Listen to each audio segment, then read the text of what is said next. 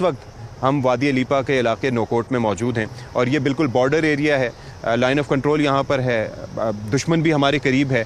तो अगर वहाँ से वार होता है तो ये लोग भी ख़तरात का सामना करते हैं। तो ज़रा जो हमारे साथ कुछ इलाके के लोग मौजूद हैं उनसे बात करते हैं। आप लोग यहाँ लाइन ऑफ कंट्रोल पे फ्रंट पे हैं, यानी कि आपको भी बहुत से ख़तरात का सामना करना पड़ता है, लेकिन उसके बावजूद आपके हौसले इतने बुलंद हैं, ये कैसा है? मेरे भाई, मैं आपको अपना बताऊं कि मेरे बड़े भाई इस इंडियन आर्मी की फायरिंग से शहीद हुए हैं और 35 साल उनकी उम्र थी उस वक्त, 35 साल, लेकिन इस वक्त भी हम उनकी जो वो शहादत है उस पर फ़ख्र करते हैं। और ये अपनी भी हमारी ये ख्वाहिश है कि अल्लाह करे इस तरह का कोई मौका आ जाए, हमारी ज़रूरत हमारे मुल्क को पड़ जाए तो हम अपने बच्चों के समेत अपने मुल्क के लिए अपने जान देने के लिए तैयार हैं। बाकी ये फायरिंग वगैरह ये तो हमारे लिए एक आतिशबाजी की मिसाल है कि हम तो आए दिन यही चीज़ें देखते रहते हैं। हमारी फ़ौज ने जिस तरह से मिसाइल बरसाए 10 मई को, 7 को जिस तरह से हमारी एयरफोर्स ने उनके 6-7 तैयारे गिराए, तो वो जब आप खबर हम तक पहुँचती है, सुनते हैं तो क्या फील होता है? इंतहाई खुशी हुई है हमें। अच्छा। और हमने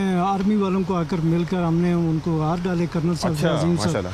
तो उधर से फायर भी हो रहा था लेकिन हम आए उनके पास, हमने कहा सर हमें और हौसला हो गया कि आपने इतना बड़ा अच्छा जवाब दिया है। हमारी फौज ने, हमारे तैयारों ने, हमारे पायलटों ने बहुत अच्छा काम किया। जिस तरीके से हमने जवाब दिया, कितना इत्मीनान बख्शा आपके लिए? बिल्कुल पूरा इत्मीनान बख्शा, हमें पूरी अपनी फ़ौज पर पूरा एतबार है। इंशाल्लाह हमारी फ़ौज जो है वो दुनिया की बेहतरीन फ़ौज है। हम भारत से डरने वाले नहीं हैं। क्या बात है? वो तो बुतों की पूजा करने वाले, हम तो कलमा पढ़ने वाले हैं। बुतों की पूजा करने वाले और कलमा पढ़ने वाले का मुकाबला आपस में नहीं हो सकता। दुश्मन ने फ़ज़ाई और बर्री महाज पे हमें आजमाने की कोशिश की, भरपूर जवाब मिला, बहरिया की तरफ जाने की उसकी हिम्मत ही नहीं हुई। आप कितना फ़ख्र अपने अंदर महसूस करते हैं? ये हम वादी अलीपा से हैं, यहाँ देखें ये बॉर्डर एरिया है, यहाँ जंग की इब्तिदा यहाँ से शुरू हुई है। 4 दिन का जंग हुआ है यहाँ। तो मेरा घर जो है वो फौजी आर्मी के कैंप के साथ है, थोड़ा सा पीछे करके। सर हम रात को जो फायरिंग होती थी, सवेरे हम फौज के पास काफिले की सूरत में जाते थे, 8-10 जवान एक्टर कहते थे कि आपको हमारी मदद की ज़रूरत है। तो हम आपके साथ हैं। फौज कहती थी बहुत मेहरबानी, आप जब भी हमें ज़रूरत पड़ी तो इंशाल्लाह हम आपको आगाह करेंगे।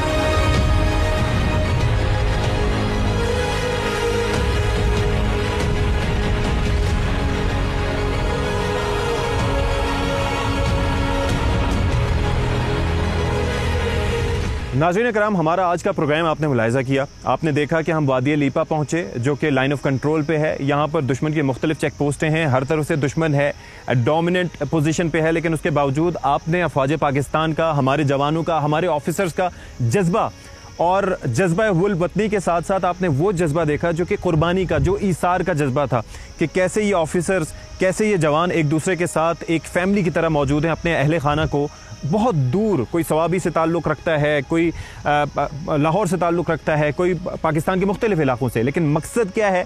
पाकिस्तान की हिफाजत का।